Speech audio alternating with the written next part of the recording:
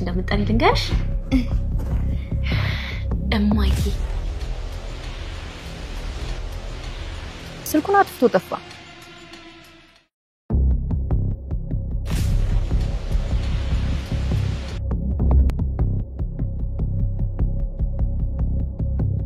ጋሽ ሴት ነው ያለው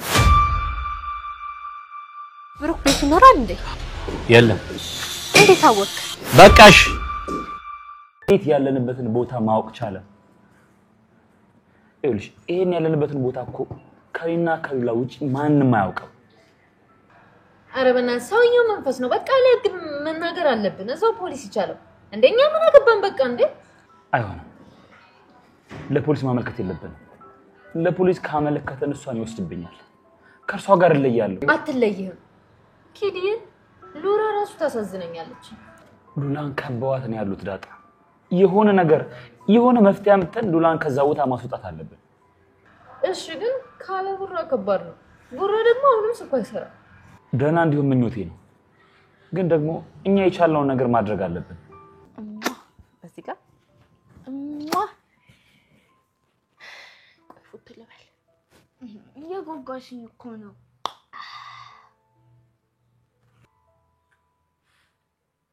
ቄልቅ አንቺማ እንዲከፋሽ አልፈልግም እነግርሻለሁ ከዚህ በፊት ማብለሽ ነበር የምትጠሪ ቅድስትዬ ነው ከዚህ በኋላ ማብለሽ እንደምትጠሪ ልንገርሽ እማዬ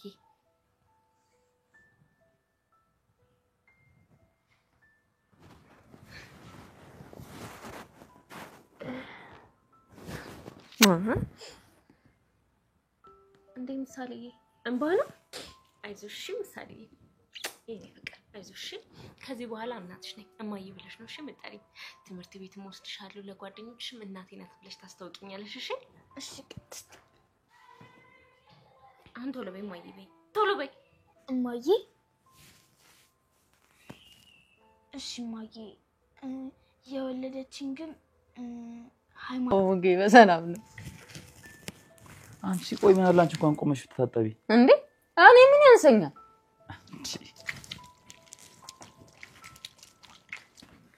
አቅመማ እንዴት ነው እስኪ ዝም ብለሽ ታጠቢ ጋመረኝ እኮ በቃ በነጻ አስበለሻው አንቺ ስነ ስርዓት ያዢ ሂዲዬ ሊመች ምርጥ ሰው ነው ያሰብሽው ትክክለኛውን ሰው ምሳሌ ታጠቢ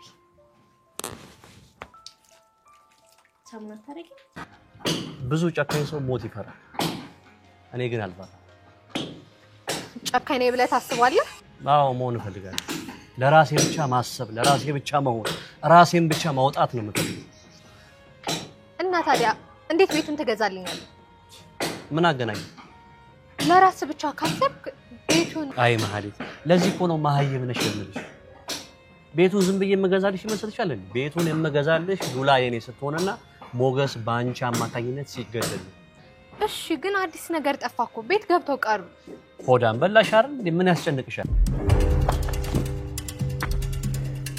ኧረ ቶሎ በሉ እባክሽ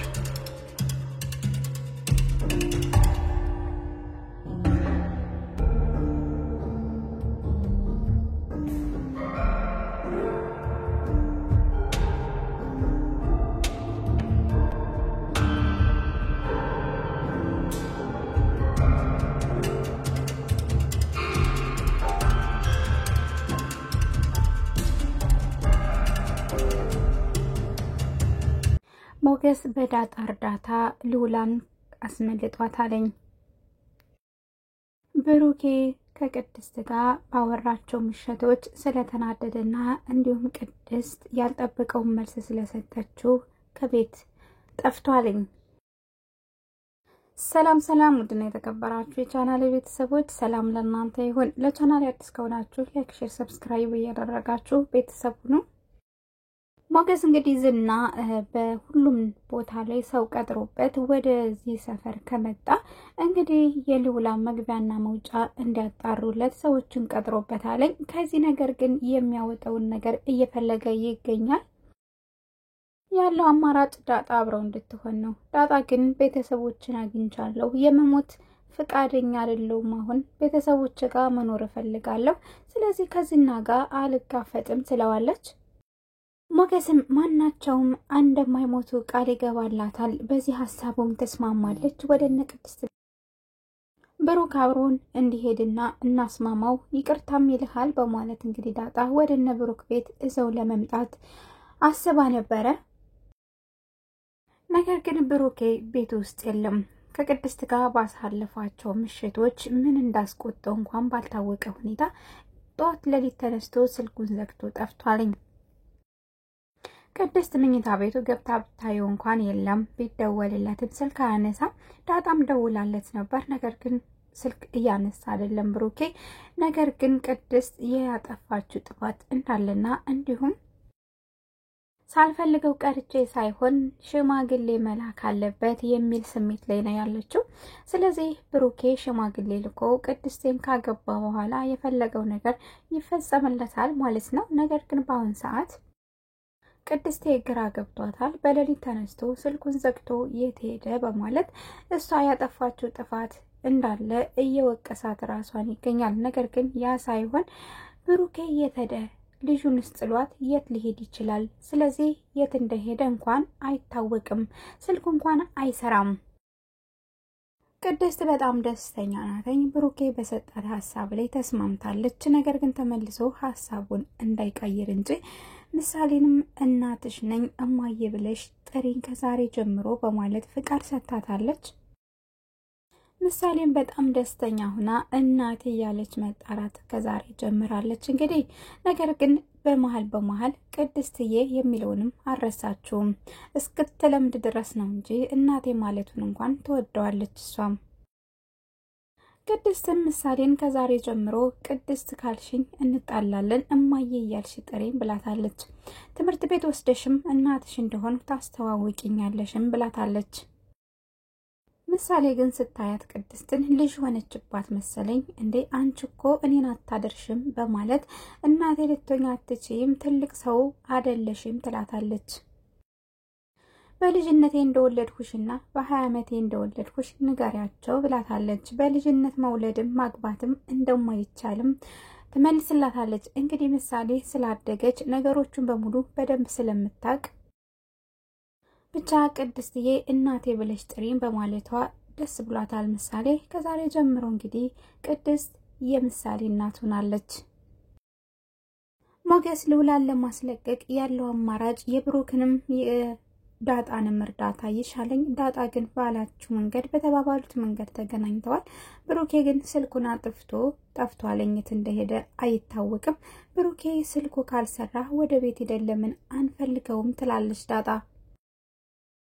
ሞገስ እንግዲህ ቂም ከያዘበት ሰንበትበት ቢልም ነገር ግን ያለው አማራጭ አሁን ብሩኬንም ይቅርታ ብሎ አንድ ላይ ሆኖ ዝናን ተፋልሞ ሚስቱን ከዛ ሰፈር አውጥቶ ከክፍለ ሀገር ወደ ክፍለ ሀገር መሄድና ከዚህ ሰፈር መጥፋት ነው ያለው አማራጭ።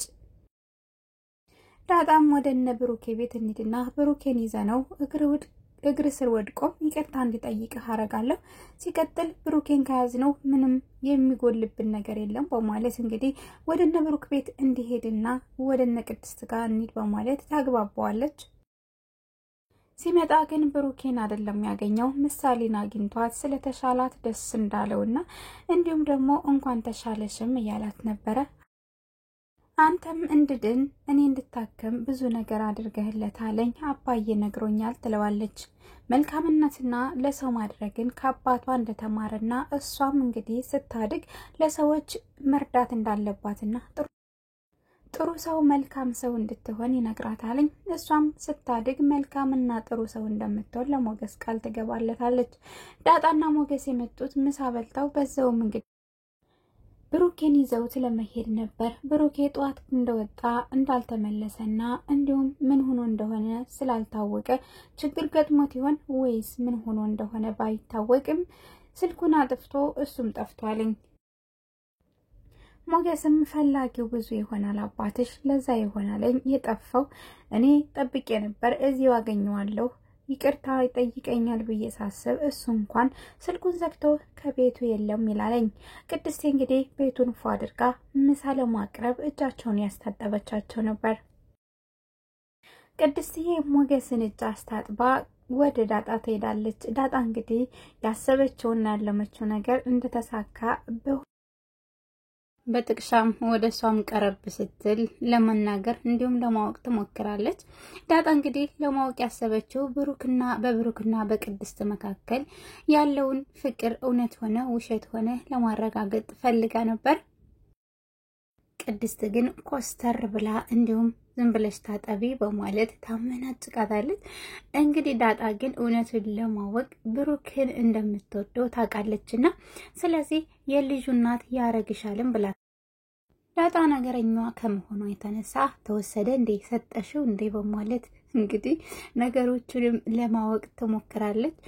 ቅድስት እንግዲህ ትደነግጣለች። ምክንያቱም ሞገስ አለ፣ በዛ ላይ ደግሞ ምሳሌም አለች። ስለዚህ ነገሮቹ ገፋ እንዲሉም አልፈለገችም። ዝም እንድትልና አልፋ እንድትታጠብ ታደርጋታለች።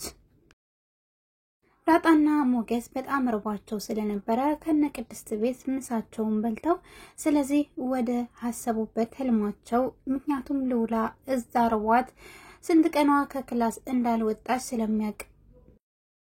ስለሚያውቅ ሞገስ ያለችው ደግሞ ዳጣ ብቻ እንደሆነችና እሷ እንደሆነች ይነግራታል። ዳጣ ግን አሁንም ፍቃደኛ አይደለችም። ዝና ቢያገኘኝ ዝና ይገለኛል በማለት ትፈራለች። ዝናን እንደምትፈራው ማንንም አትፈራም። ቅድስት እንዳጋጣሚ ከቤት ወጣ ብላ ነበርና ዝናንና ማህሌትን ታያቸዋለች። መታ ለሞገስም ትነግረዋለች። ሞገስ እሱን ለመከታተል ወደዚህ እንደመጡና ከዚህ በፊትም እንግዲህ ማህሌት እየተከታተለቻቸው ነበረ። ሞገስና ዳጣ ወደ ነብሩኬ ቤት ሲመጡ እሷ ያየቻቸው ነበር። ስለዚህ ደውላ የጠራችው ዝናን ራሷ ማህሌት ናት። ማህሌት የጠራችው ደግሞ እንግዲህ ወደዛ ሲሄዱ አንድ ላይ ለማግኘት ነው። ዝና ብሩክ ቤት መሄድ ይሁን ብሩክን ለማግኘት በጣም ይፈራል። ከዚህ በፊት የሆነ ማመልከቻ ደርሶት ነበረ የሚፈጠረው ነገርና እንዲሁም የሆነ ጉዳት ቢደርስበት በልጁም ላይ በሱም ላይ ዝና ነው ተጠያቂው በማለት የፖሊስ መጥሪያ ሰጥቶት ነበር። ስለዚህ አሁን ብሩክንም ልጁንም የመጉዳት አቅም የለውም። በፖሊስ እጅና ደግሞ መታሰርም አይፈልግም። አሁን ግን በማህሌት በኩል አድርጎ ሞገስን መግደል ይፈልጋል። መታሰር ካለበት ሞገስ ከሞተ መታሰር ያለባት ማህሌት ናት። ስለዚህ እንደፈለገ የሚኖረው ከልውላ ጋር ዝና ነው ማለት ነው። የዝና ተንኮልና የዝና እቅድ ግን ማህሌትን አልገባትም። ኤፍራታ ለማስረዳት ብትሞክርም እባክሽ ብትላትም አባክሽ አንቺ ስኬቴን ሲሆን እንጂ የምትወጂ ፊልማ ላይ ከኔ ጋር አትሆኝም በማለትም ታመነጫጭቃታለች። ሞገስ እንደምንም ብሎ ልውላን አግኝቷታል። ዳጣ የሚከታተላቸውን ሰዎች እንደምንም ብላ ሸውዳ እንግዲህ ሞገስ ወደ ልውላ ጋር እንዲሄድ አግዘዋለች። ልውላና ሞገስም በፍጥነት እዛ ቤት መውጣት እንዳለባትና እርቦኛልም እያለችው ነበር። ምክንያቱም ቤት ውስጥ ተዘግቶባት ወደ ውጭ እንዳትወጣ ሞገስም እንዳይመጣ ዝና እየተከታተላቸው ነበረ። ያስቀመጠውን ሰው እንኳን ዳጣ ምግብ እንብላ በማለት ሸውዳ ዘባት ሄድ ኑሮ ይሄ ሁሉ ነገር አይፈጠርም ነበረ። ሞገስ አሁን ልውላን ከያዘ ወደ ክፍለ ሀገር የመሄድ ሐሳብ አለው። ሁሉን ነገር እርግፍ አድርጎ ትቶ እሷን ይዞ የመሄድ ሐሳብ አለው። ምክንያቱም ከዚህ በኋላ እናቱም ሐዋሳ ናት። ምንም የቀረው ነገር ለፖሊስ ቢያመለክትም ሚስትነቷ ለዝና እንጂ ለሞገስ እንዳልሆነ ያውቃል ራሱ።